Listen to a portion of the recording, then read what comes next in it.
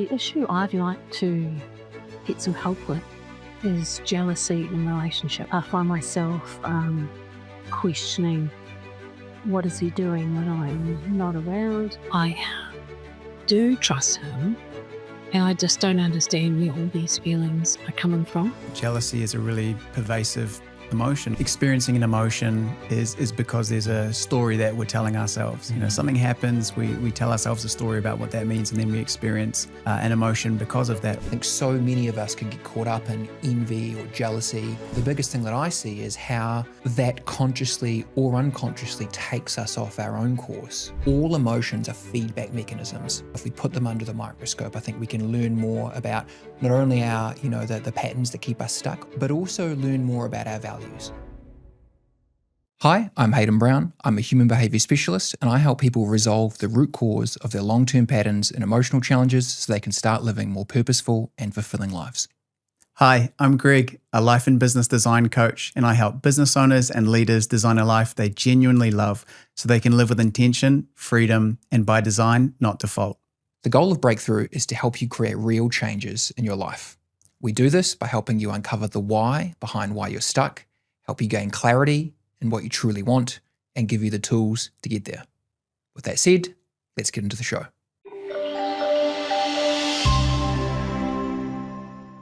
Greg, how are you? I'm good, thanks, mate. This week I decided I was going to read less books, and so I cancelled my Audible membership. But before I did, I had 6 credits, so I've got 6 new books that I'm looking to read in the next wee while. So less has ended up being more. Less has been, the credits had built up, so just stack a few, put them away and read them over the year. Yeah. But yeah, reading. I had 2 a week and they were building up, so now I'm down to reading just a few. That's interesting. I feel like, 2026, everyone's thinking, what are their goals? More books, more learning, more self-development, and then here's you consolidating. Yeah, I went through a season of doing lots and I just wasn't applying them. So the idea of doing less but actually use them. Yeah. So yeah, Sorry, I was just going to say, and to be fair, purposeful intention, is it actually serving you, or is it just this idealism of, I should be reading a book a week or whatever they say, right? That's right. Yeah, absolutely. Yeah. What about you? Mate, I'm very good. A lot of time into just tightening up, the show and the formats and the aesthetics. I live and breathe that sort of stuff. I think, we've spoken before around, the problem solving side of things is one value in my life, but also building and creating is the other thing that really gives me a sense of purpose and fulfillment. And usually the building and creating comes out of my client work, like, helping them actually build their lives, right? And strategizing perhaps my own direction. But the entrepreneur or the creative part of me loves actually a new project, the new set. Jamie probably struggles because I can be a bit of a perfectionist, which is another topic for another day. But no, I'm loving it. And I'm really inspired by a lot of the calls that we're getting, mate. Yeah. I feel like some real relatable, vulnerable, real challenges. So and so in the spirit of that, today we have a breakthrough question. So the purpose of today's episode is obviously help the caller and the listeners, get clear on what is the why keeping them stuck, so they can become conscious of that and navigate the next best steps to start breaking that pattern. So, Jamie, today's question, please. What do you have for us? Yeah, today we have a question from Jacquie, and Jacquie asks, why do I feel jealous in a happy marriage? Yeah, what a great question. And I feel like I say this every time, but, respect to Jacquie for such a, potentially vulnerable question there. What I love about this question, Greg, is And this is obviously the core tenet of the show, taking a specific question and going through that, but also the different ways that it can play out, right?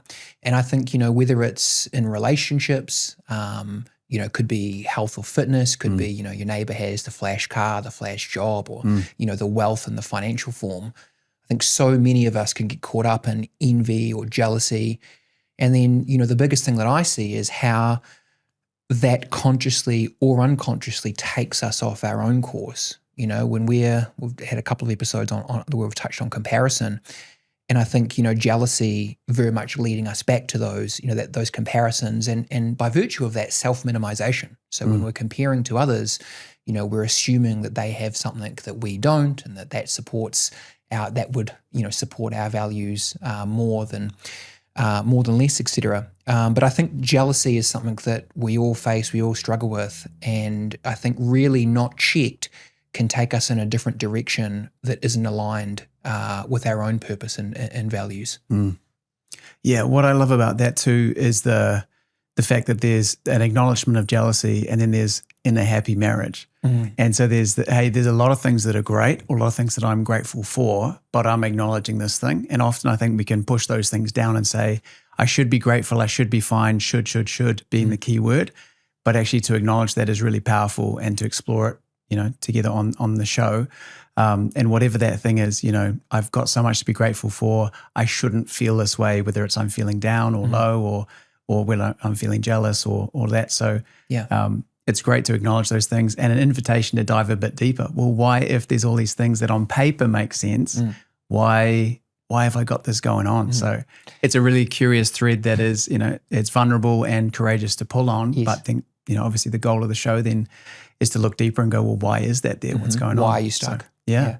And here at Breakthrough, we love those invitations to delve deeper. Yeah, I love absolutely. that. But yeah, I'll just quickly add, I think what I love about this question, and, to make it takeaways, for the listeners, is there's an initial level of awareness from the caller, Jacquie, as you've said, there's that jealousy or that part where she's stuck, but contrasting that to actually there is a happy marriage. And, we'll see what she has to say in a moment. But I assume by virtue of that language, she's saying, actually, I am aligned, I am in a happy marriage.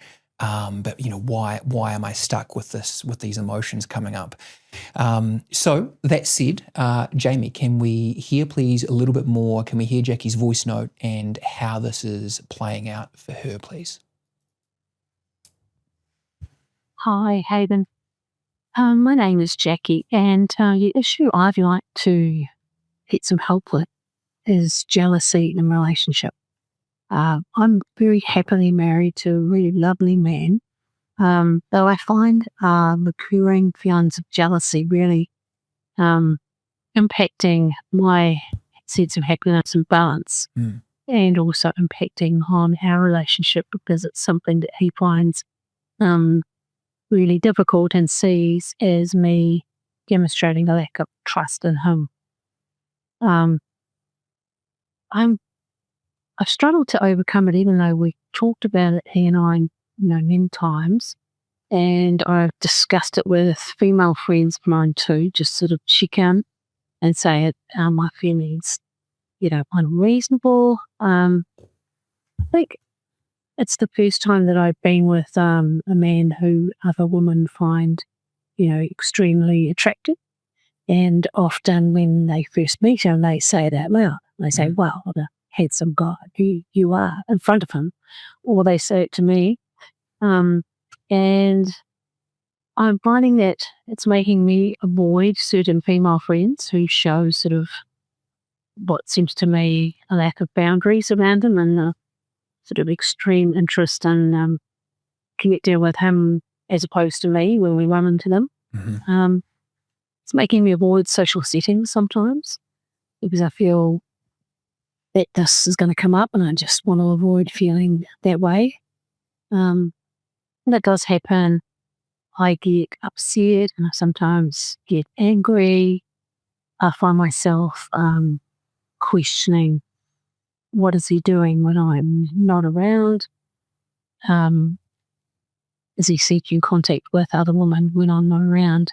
And I feel really sad that I had those concerns and doubts, because I do trust him and I just don't understand where all these feelings are coming from. So I really would love some insight and clarity from you on how best to handle my own emotions so they don't interfere negatively with my relationship, so that they don't affect my female friendships, and so that I feel more in balance. Thank you. Greg? Yeah, well, I just, when well done to Jacquie for having the vulnerability and courage to share this question. I think also, well, the end there, it's saying that she really wants to have healthy relationships with both her husband, with her friends, with social situations. So there's a really great intent there. And yeah, you can just get a sense that jealousy is a really pervasive emotion. Like it's very strong, it's very personal, and it's a real battle to go, this is coming up, and it evokes behaviors like she's mentioning. Yeah. So yeah, it's a standout thing to say, or to notice that it is really strong. But yeah, I mean, a number of different things I'm thinking about, but what about for you? Well, just right off the bat, I think, you and I speak, Greg, when we were, coming up with the concept of the show, I know one of the words that we spoke about was ownership, right? And so taking ownership of your own perceptions, your own decisions, your own actions. And, maybe you can't understand the repeating pattern, but you can go, gosh, I've got to have a place in this. I've got to be getting something out of it in some way, even if that seems paradoxical, because I'm, staying stuck in this pattern. Yeah. And just right off the bat, what I love about Jackie's question, just to expand the scope of this a little bit for the callers, is how easy would it be? And maybe she gets caught up in this in times. Let's not assume that it's one or the other. Maybe she oscillates back and forth, but how easy would it be, Greg, to focus on, these are the people, exclusively they're the problem. Sure. They're the problem. They should have been making these comments. They are the only ones at fault crossing these boundaries, etc. And I know that Jacquie mentioned, perhaps there is some conversations to be had with friends, perhaps around boundaries and her needs and values there, and that's fantastic. But what I love is at the heart of it, she's not. I think she's conscious that she is projecting that inner world out onto the outer world, and then that's affecting the relationships. Yeah. One of the first things that it makes me think of is the fact that experiencing an emotion is because there's a story that we're telling ourselves. Something happens, we tell ourselves a story about what that means, and then we experience an emotion because of that, or sometimes it comes up and we're trying to work out what's the subconscious story that we're telling ourselves that we're not aware of, which is why we're trying to uncover it. But I think with jealousy, there's often the fear of loss. There's some kind of fear of loss. There's a fear of comparison, some kind of comparison going on, or fear of not being enough in some kind of way. I know I've experienced that, as we all have, with jealousy of some kind. What do you think about that, or what might be playing out? Yeah, well, you are it's absolutely spot on, and I think there's there was two key ideas that I wrote down. We'll look at one first, and we'll take them one by one. But the first one is recognizing, as you touched on it, there is a fear there, and there is a loss component there. Okay. And again, there's two layers to this, but if we start with that fear first, what I would be curious about, if Jacquie was in front of me now, what I would be wanting to know is, has she had experiences? And I'm going to work this episode off the assumption that there has been. I'd be relatively confident that I think we've spoke about before, you can't have a fear or an avoidance pattern or a pain point, a nightmare-like scenario, without having lived or perceived that in the past.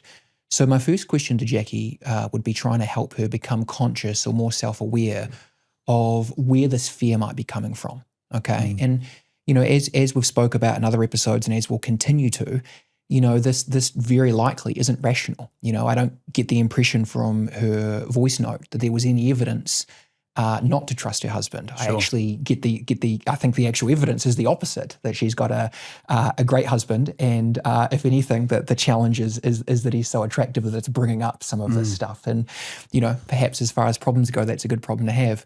But jokes aside, I think that there very likely is some past wounds, pain, trauma, whatever you want to label that, around relationships. Perhaps there's and this can be this doesn't have to be a former, serious. This could be these could be high school dynamics. This could be your best friend at 6 years old at school decided one day they weren't going to be friends with you and went off to a different friend group. These can be very deep-seated experiences of past pain, and then of course the brain holds on to it to help us avoid these dynamics in the future.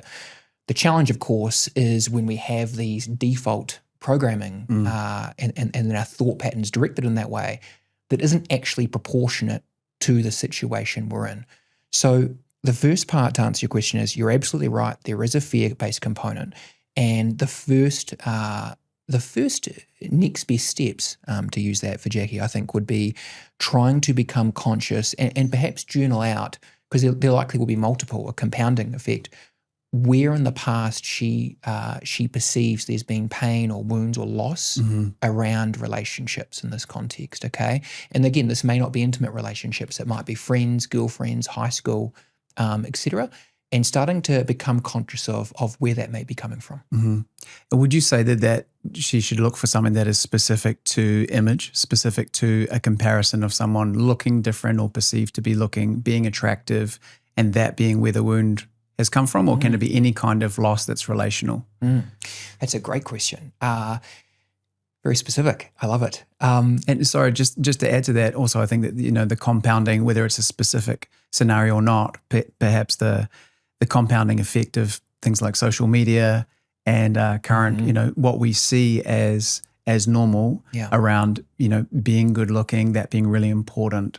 That'll be an added element of you're absolutely right that all of these modern day challenges we have, right? Social media, everyone's going to post, their best selfies with the best lighting. Everyone's going to post, their wins, because remember that again, this jealousy, I don't want to hone in exclusively on. I mean, in one regard, we are honing in on the relationship. But also, again, jealousy's many forms, right? So, we could see someone's, car, or, I'm working with a professional athlete at the moment, and, many people look up to this individual, but at the same time, they don't see the sacrifices he might have to make, or the training, et cetera, to do that, or, the kids' birthdays that he might miss in playing internationally. And so, you don't see that side of things on the on the highlight reels, right? So you're very right with perhaps some of this modern day stimulus doesn't help. That said, in my thoughts and looking at what is the root cause, what is the why, I think that is significantly less relevant. That just becomes more evidence pointing us in that direction than the actual root causes in those early life experiences, because that's where all the neural pathways in the brain get wired together to avoid that. And then all that happens is we have a cognitive bias where we look for more reasons in present day of, how this fear could manifest, even if it's not likely. You're going to have to tell me the question again, Greg. Yeah, totally. Sorry, I asked you two at once. So the earlier one was when looking for a previous wound or something that's happened where there has been loss, should she look for something that is specific to image or appearance, as this specific question is around attractiveness, or can it just be any relational loss as a helpful? So you are right. And again, layers to this, right? Depending on your self-awareness, and I'm always trying to frame this up in terms of how the listeners or the viewers can get the most out of this. So look, if I was working with Jacquie one-on-one, I would suggest there is something to that. So language is very telling. And when I'm working with clients, people will often think, gosh, Hayden, I think you're reading into something there. And then with a bit of luck, as you said, there's that invitation to sort of pull something out there. So I think the fact that the trigger there is seemingly around how other people find him attractive is likely very telling. And I think, to your point, it's not crucial that that Jacquie or anyone who may be able to relate to this, be it in health, wealth, relationships, or career, that they go that specific. It's not crucial, but I would suggest there's something to it. And I would be relatively confident that in Jacquie's instance, perhaps the past pain points where she perceives she has lost relationships resulted in her judging herself, and specifically judging herself perhaps for maybe she perceives there's inadequate looks, or how she looks, or not measuring up physically, or in that realm. So I do think, to your point, that is, it's very astute awareness there, Greg. I think that is very telling, right? Because, and this sort of segues us perfectly to the next angle, which I was going to mention, which is there's an assumption that they have something you don't with jealousy. Okay, so there's a perception and assumption that they have something you don't. And I'll layer that in. So the first one perhaps is, again, if there is a trigger that's seemingly around other people finding, the husband or the spouse attractive, perhaps there's a judgment or a self-doubt around your own value physically, which will be something to look at and own. Because again, really, is this about them, or is it actually about your own challenges, which we all have, right? And then projecting that out. And the other angle to that, just really going back to the high level question, is understanding that, what did I write here? I wrote that actually taking this time to define what we are actually jealous of. So right. I believe with Jacquie, she spoke about, she didn't mention specifically how it's playing out in the dynamic, but she said I believe she referenced that there's this jealousy coming up based on other people finding her husband attractive. And my impression reading between the lines is maybe in social situations, they're sort of making these playful or humorous remarks, I think is what she said. People will comment on it. And I would suggest that that is representing, she would be perceiving that in that moment, at least unconsciously, that they have something with her husband that she doesn't. Right. Right. And so whether that's, they have a bit of banter, they have a connection. Maybe she perceives that her, the friend is good looking, the husband's good looking, they have that in common.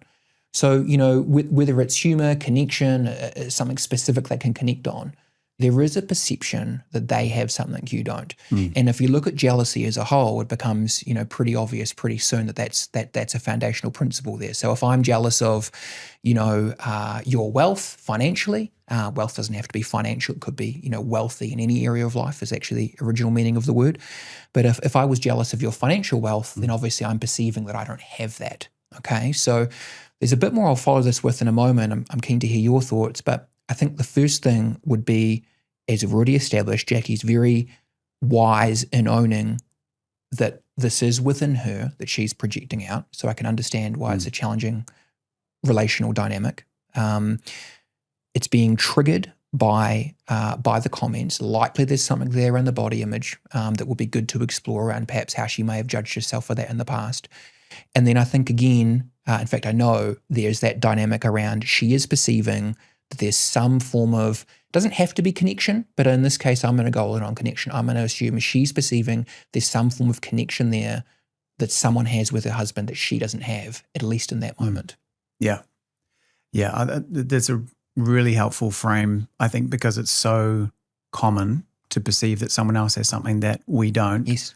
And I think the other thing that might be a tell in language, and not as a judgment, but just as a curious thing, is that she said, I do trust my husband, but at the same time, I do wonder if he is connecting with these women in his spare time.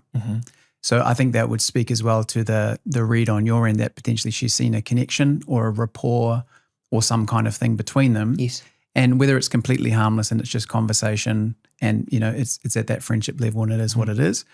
But also that, that's really important to name. I just agreeing to name what is that thing. Yeah. And one thing I'd add would be for Jacquie potentially to try and work out what is the thing that you're telling yourself, like what goes through your head if you stay present in those moments where a conversation is happening and you're in a social situation. If you can, maybe it's some other time in journaling or trying to work out what you told yourself, but what's coming up going, they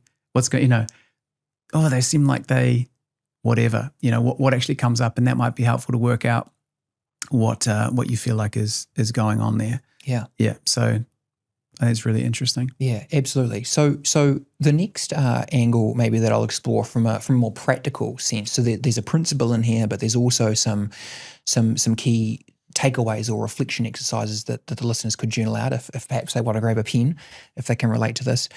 So the first part is doubling down on what we said there, Greg. So there is a perception, an assumption that they have something that you don't. Okay. So again, whether this is relationships, health, wealth, career, any area of life, here's how I would approach it. The first thing is, again, defining what specifically you're perceiving that they have that you don't, okay? Again, is it the career success? Is it, someone connecting with your husband, etc.? Defining what it is that you perceive that they have that you don't. Mm-hmm. And this is where I think the real breakthrough moments can be for the listeners, and it is actually recognizing where you have that in your own life in its own form. So an example of that is, let's say, Greg, that you're very wealthy. Wouldn't that be, financially? Great. Right? Love it. Let's go. Right. So let's say you're very wealthy, and let's say that brings up something in me, and that I'm jealous of that financial wealth. Well, in that instance, it will be wise for me to reflect on where what I see in you, I have in my own form, which will ironically be, we speak about this a lot, in my value system. So, for example, your values could be you're very career driven, you're very aspirational, you do all the investing books, wise financial moves. And because of that value structure, you are empowered and have, success or favorable outcomes in the finance realm, right? And perhaps if this was a dynamic, I have my own issues, but fortunately not this one perhaps. Perhaps it would be wise for me to check in on my values. Maybe I value the financial side of things, like you in this example, but perhaps I don't value it as highly. And perhaps for me, maybe my family is my highest value, or my social circles, or maybe travel and experiences. And then looking in those areas, what is most important, what is most purposeful to me? Do I have wealth in those areas, right? And remember, again, ironically, the original meaning of the word wealth isn't exclusive to finance. So perhaps I'm envious or jealous of you with this wealth in this financial form, but I'm actually minimizing and not acknowledging, not appreciating that I have all this wealth in my family or my relationships. Okay, so the first thing, and it's a very powerful exercise if you sit with it, because you're, again, the initial assumption that Jacquie or anyone is operating under is they have something you don't, and again, you're not honoring your own values hierarchy there, and where you actually have fulfillment and purpose and outcomes in that area. And so, with Jacquie, with the relational dynamic specifically, there's this potentially brilliant assumption where, Jacquie's already stated that she's got this really beautiful, happy marriage, right? And I feel content that was what she was trying to get across. But then in these certain moments where someone makes this comment, it's bringing up these past wounds, this fear of loss, and she's perceiving that they have something that she doesn't with her husband in that moment, right? Some form of connection or something in common in that moment. But of course, she is the one in this marriage, happily married. And so I feel very confident that if she was to look at what is she, again, defining it, what are you perceiving they have? It might be some sort of humor or moment of connection or shared experience, shared interest. Okay. Well, maybe you, Jacquie, don't have it in that form with your husband, but I can sure as hell guarantee that whatever it is you're perceiving they have with your husband, you have it 10x in a form that is more aligned with your values in the relationship. So, it could be that they share this one interest in common, or they both connect on health and fitness, or maybe you're putting them up on a pedestal and you perceive they're both attractive people.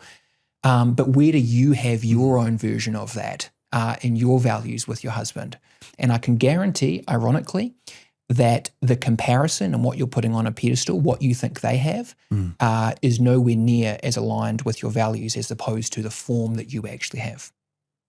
Yeah, it's really powerful. I really like how you're saying in its own form, because if you're trying to compare something directly apples for apples with someone else or what they have, it's always going to be different in some way, shape or form. Or if it was material sense, you get this car, someone else then has the next car, someone else has the next house. There's always something, but in its own form is, you can take complete ownership of what we have is unique.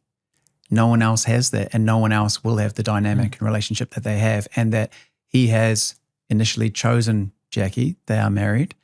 And to know that, I imagine from their relational dynamic, that he continues to choose Jacquie. It is this trust that it wasn't just a one-time thing and maybe she could lose it. And I imagine there's that relational dynamic where you say, we have something unique. So sorry, Greg, just quickly. So I just want to double down on that so it's obvious, because I appreciate we can get a bit abstract here.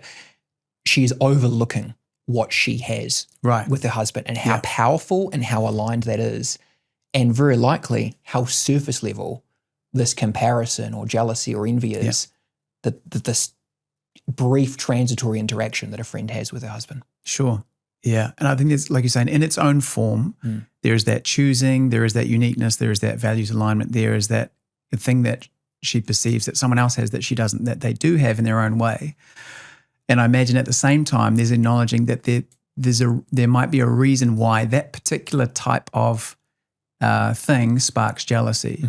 And just from personal experience as well in our own marriage, we've had multiple conversations where I'm aware of that for me or it's gone both ways, where we've then needed to talk about what has come up, where we perceive there's a gap between what either I had in a conversation with someone else or what she had in connection with someone else. Yeah. It's traditionally, for us, is more conversational connection for me. I'm a talker, I'm an engager. I'm like, tell me your life story. Yeah. And for Laura is physical in terms of she's very sporty, she's outdoors, she's doing, and it can go both ways. If I perceive that she's doing a physical run or a half marathon or something, there's other sporty guys, I'm like, maybe she'll find one of them attractive. And then there's me going, if I'm connecting with someone, I'm having a conversation about life, that Laura can feel the same going, he's connecting so much with this person on who they really are. Yes.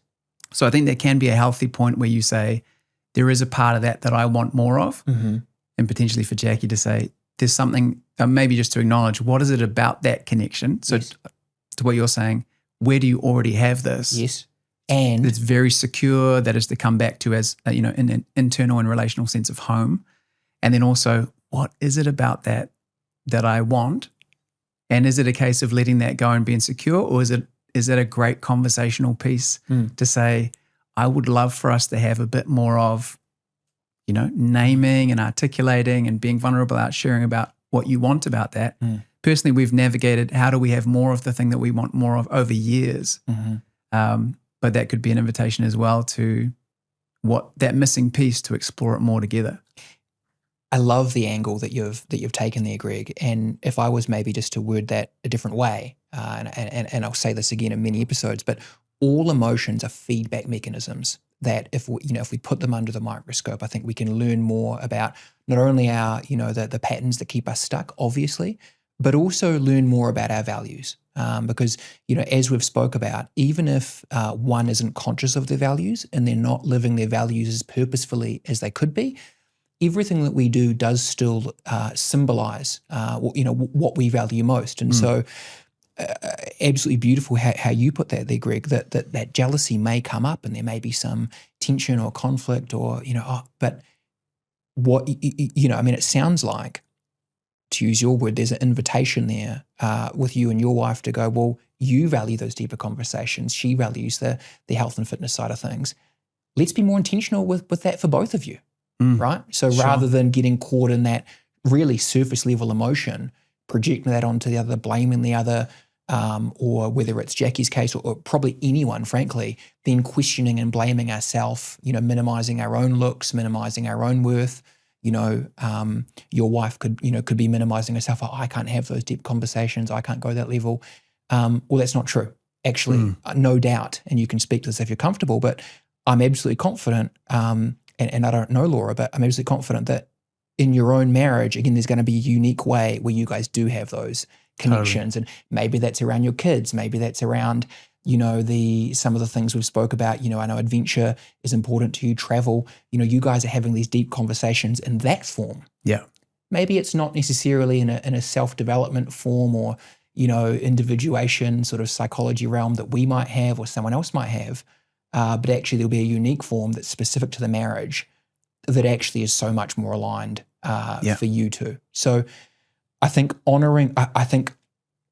identifying what you're jealous of, looking at ultimately what you're comparing that to, and then actually defining again where you have in your life, in your values or in your relationship, what you perceive as missing.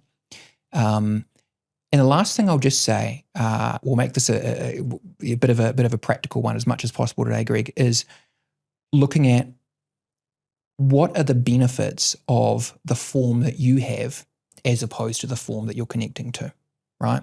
So, for example,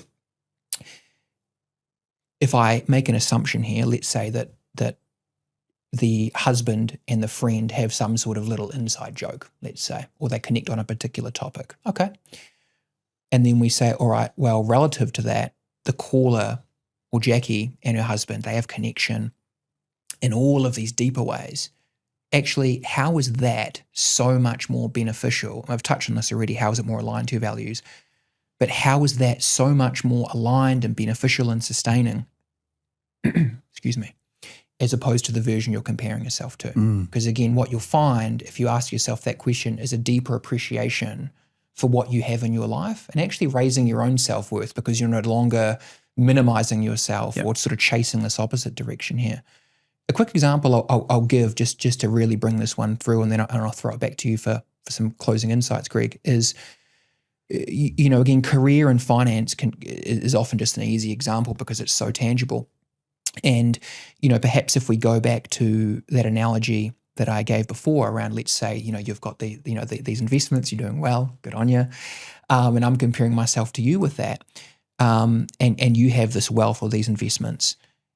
Well, okay, first of all, myself acknowledging where I have wealth and investments. Maybe it's my kids and my relationships and certain people I'm investing in that are paying dividends perhaps.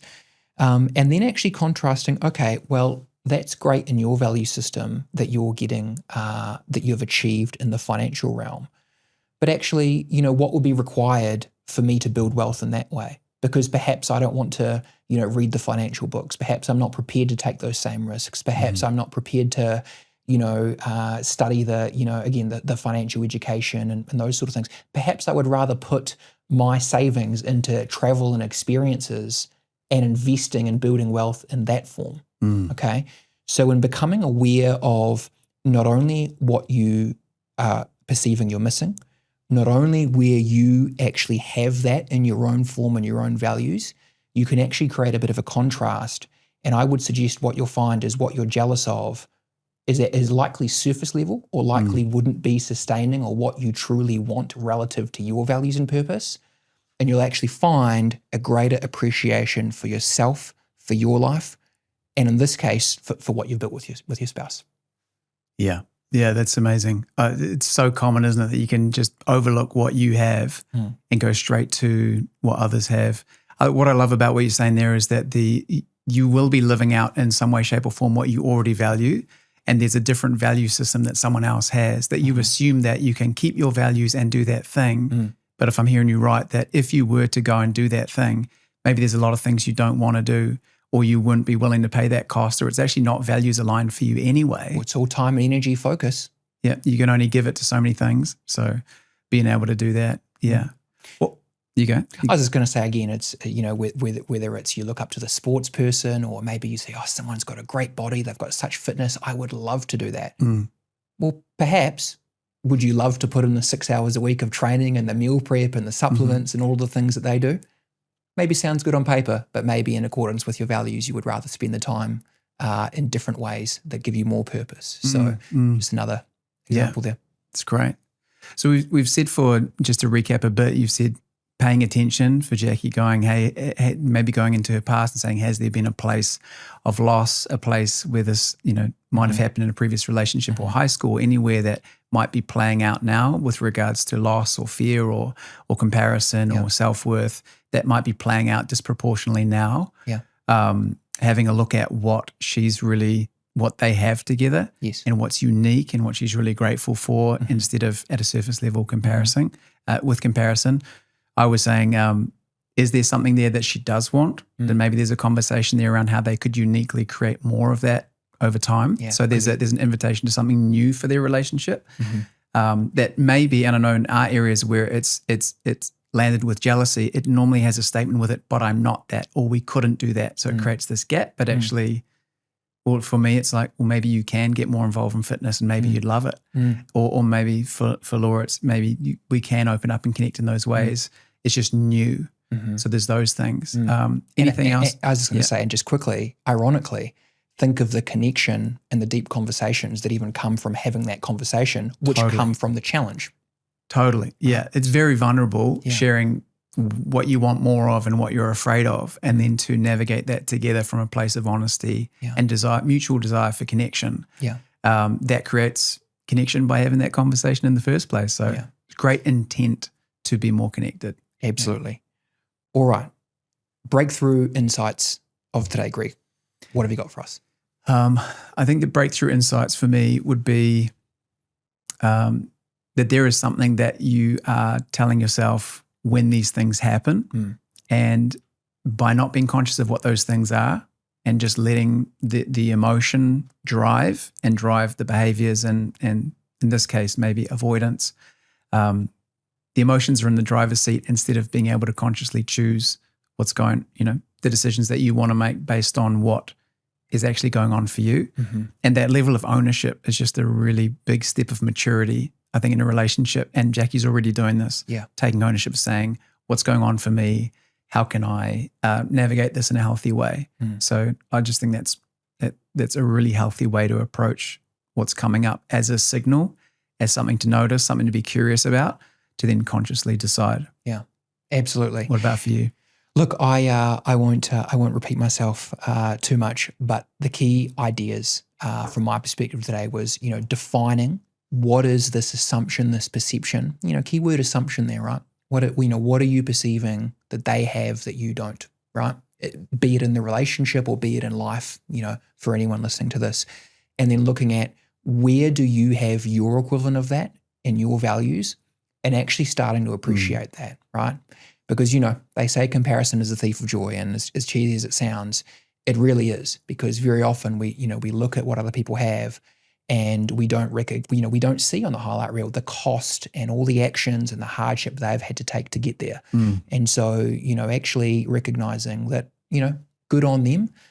Maybe they have a brief bit of humor or inside joke with the spouse, or, maybe they have achieved certain things in their career, but actually taking the time to acknowledge within your values hierarchy, but in your life, what's important to you. Just looking at your life, if you aren't clear on your values, looking at what gives you energy, what gives you purpose in those areas, where do you have what you once perceived was missing? I think there's a lot of wealth, ironically, in that, and actually valuing yourself in the process. Okay.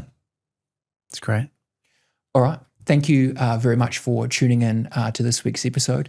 If you would love to apply to come on the show, check out the show notes, be it on YouTube, Spotify, Apple. You should be able to navigate to a little bit of a link, or go to breakthroughpod.com.